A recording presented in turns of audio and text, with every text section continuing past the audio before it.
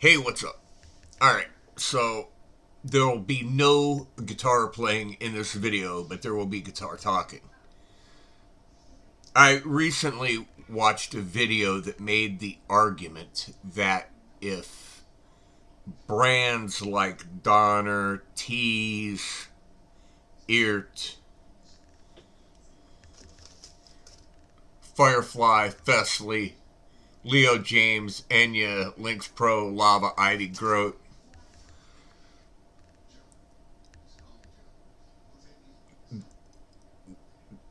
if they're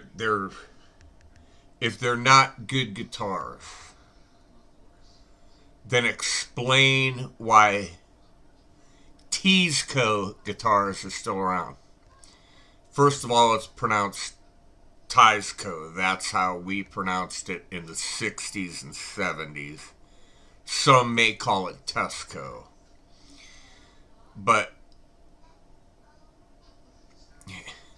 it's all confusing. I can't remember if they were made at the Fujigen factory or if they made at the Matsumoto factory. But there were a plethora of brands that came out of those Japanese factories in the 60s that were meant not to compete with American made instruments, but to offer a budget alternative to youngsters, to the beginners, to people that were in a social economic status group that maybe couldn't afford or didn't want to spend the money on the American made guitars. And they bought these Japanese guitars at Sears, at Macy's, at J.C. Penney's. There's some of these stores. I can't remember these stores. And I grew up back in this time. Kmart sold them. But they were Japanese guitars built cheaply, and they were never meant to be good. Now you can argue all day long how good your 1964 Teisco Del Rey double pickup tulip with the straight wraparound stop bar tailpiece or whatever it's got on it, and it's shitty open tuners with the plastic knobs that would crack and break off.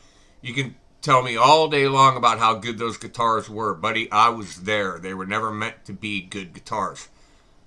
The fact that they are still around is, you look hard enough, you can find anything. American Motors went away a long time ago. Nash Motors went away a long time ago, but you can find a Nash. You can find a Gremlin. You can find a Javelin. You can find these things. They made the argument, or the argument has been made, that these guitars are selling for a high dollar on eBay and other retail sites. No, they're not. Look at the sold listings. None of them go for more than $200. And most of the listings are for parts for these guitars because they've all been parted out, or there is a billion parts for them. When I was a kid, we routinely tore these guitars apart because parts from one guitar would break. We'd take the parts off another guitar and put them on, namely pickups, bridges, and tuners. The necks were awful just because they adjusted down at the heel like a Music Man or whatever, didn't make that a great neck.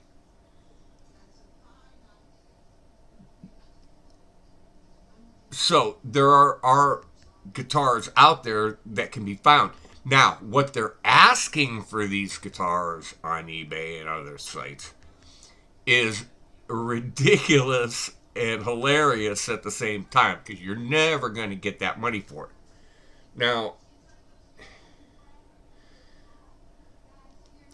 all of your guitar brands, and then, to go into the old, tired out story of how Gibson was born and founded, and they bought up Epiphone because they wanted a Glockenspiel division, and how Leo Fender started building guitars and then in the 70s sold out to CBS and went to Japan and made Fender Japan and Music Man and G&L and all that. It's tired content. We've all heard it. You can look it up. And basically most people don't care. They just care whether they've got a good guitar or not.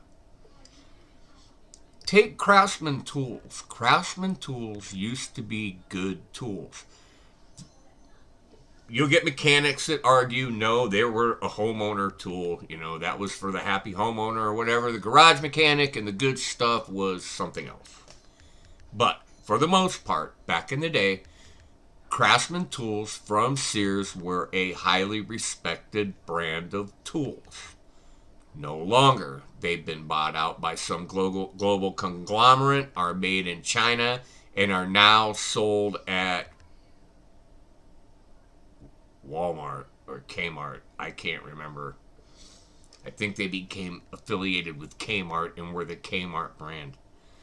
And their perceived value and quality slipped several notches. Okay? All of the aforementioned Amazon and Temu brand guitars, I will argue, will not stand the test of time. Sure, there'll be some of the guitars around, but like all the brands of the 60s that came out of the Matsumoto and the Fujigen plants in Japan, those all ultimately you ended up with Ibanez and maybe Yamaha, and that's it. Everything else went away. Gibson makes Epiphone and Maestro and other guitars in China, Indonesia, wherever. Now they're also manufacturing some Epiphones in the USA. Fender has Squire that is made in Timbuktu. I don't know. China, Vietnam. I don't know where they're made. And they have Fender Mexico. Martin makes guitars in Pennsylvania, and they make guitars in Mexico. So, to argue that how good your Teisco guitar is and what the quality of it is laughable and anecdotal at best. I don't care how shiny you got it. I don't care how pretty the paint is. It's a piece of plastic, pieces of plywood. And to argue, well, the pick guards on the Teiscos are made of plastic. And the pick guards on the Gibson Les Pauls are plastic. The tuning key tuner holders are on the Teisco are plastic. The tuning keys on the Fender they're not plastic, they're metal. But that argument is silly. Plastics has come such a long way in the last 20 years that plastic made today is almost unrecognizable from plastic made in the 50s and the 60s. Now, that brings up something else I wanted to mention about the ties, because, oh dear Lord, it was an important one too. Uh, but anyway, these guitars were cheap guitars. They were meant to be cheap. They are cheap, and like I said, I don't care how good you say that it is. It isn't. Man, I have to think of that one thing. Excuse me a moment. I remember those guitars, those Taisco guitars, and all those other Japanese brands came out in the early 60s, mid 60s. The first Les Paul rolled out in what, 1955? So you're talking about 10 years after the birth of the solid body electric guitar. Okay, and whenever Leo Fender 55, I don't know if there was a 54 Telly. I don't know how far back they go. I forget. I don't care. It was in the mid 50s. So in the early 60s, you get the Japanese guitars coming out. It had only been 10 years, if 10 years, that these guitars appeared on the market. I was there. That's what I got for Christmas, was a Taisco Tulip. So I know, I know how good they are. And I'm telling you, they didn't intonate, they played hard. They came with strings on them that were telephone cables. And as a kid, 10 years old, I didn't even know, it took me a while. I played one of my first Taisco guitars without the high E string for a couple months before my brother came around and said, "What happened?" I said, "I broke the string," and he put an E string on it. But, those strings stayed on the guitar for a couple of years back then. They were awful. They turned your fingers black when you played it. But, so, that was the first thing that I wanted to remember. It had only been 10 years since the introduction of the Telecaster and the Les Paul, when these Japanese guitars started to come over here. So there's that. Back to perceived value. Taisco and a lot of those guitars that were made that came out of Japan in the 60s were never meant to be considered valuable guitars. They were intended to be cheap, and they were cheap. When you bought a Gibson or Fender guitar, even at that time, even though the price range was in the $100s, not the $1,000, by today's standards, they were expensive instruments. And the perceived value of said instrument was held at a higher standard. We believed them to be good. They were something to be proud of. They were something to cherish and play. Taisco guitars, if you're proud of your Taisco guitar, God bless you, more power to you. That's fine. That's all well and good. But my point is, as time goes by, these brands will disappear and other brands will take their place. And then also you've got all the custom builders out there. That's one of the hardest things to be is a custom builder and to get your guitars out there.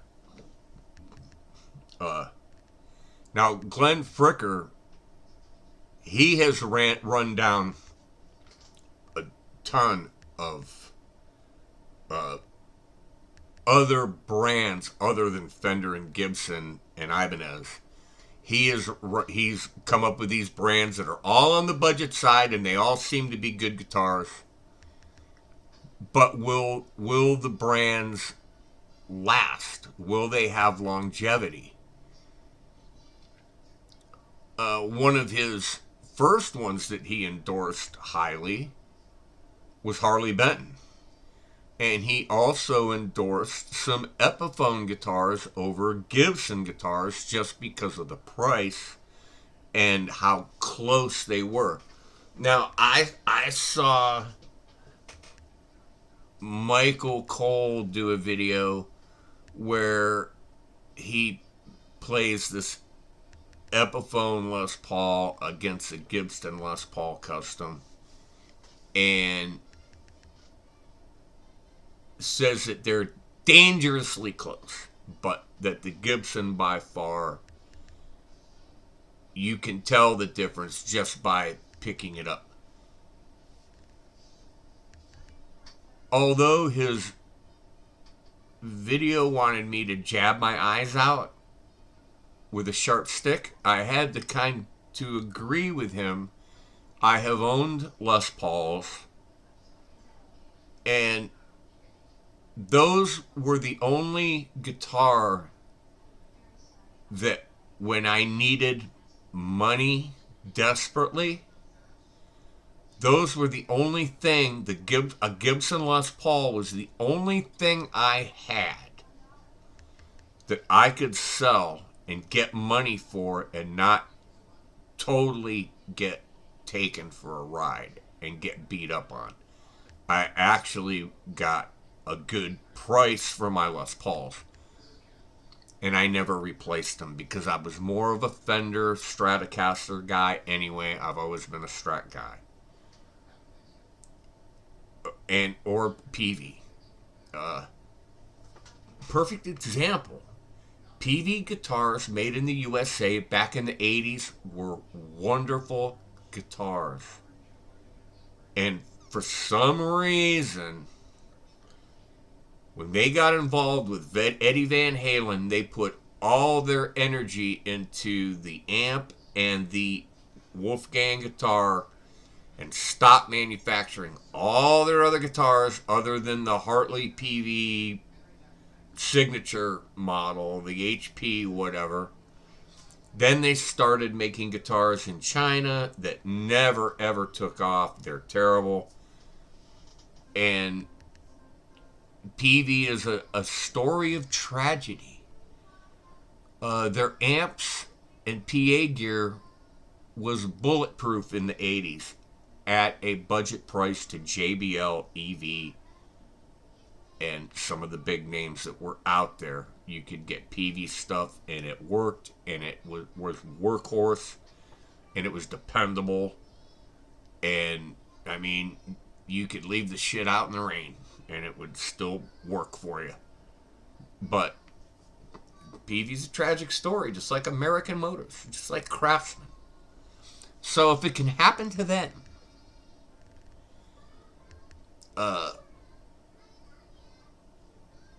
you know, it could happen to Firefly. It could happen to Fesley. It could happen to any of them. West Creek. That's another one that I hear of all the time and see videos. And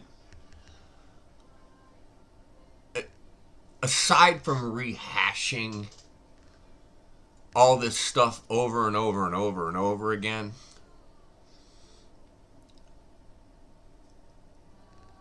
I just,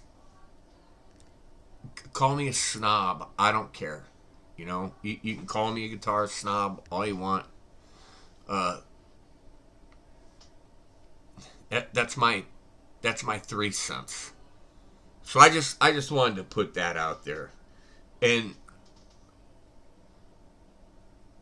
Although the Teisco guitars are a lot of fun, and they were a lot of fun back in the day, they're shite, man. They're shit. They suck. Sorry about your luck. All right, that's it. That's all I'm gonna say on it. Uh, Tomorrow's Wednesday. Everybody, weather's getting better. Hope you have a good week. Play your guitar, and I'll see you in the next one.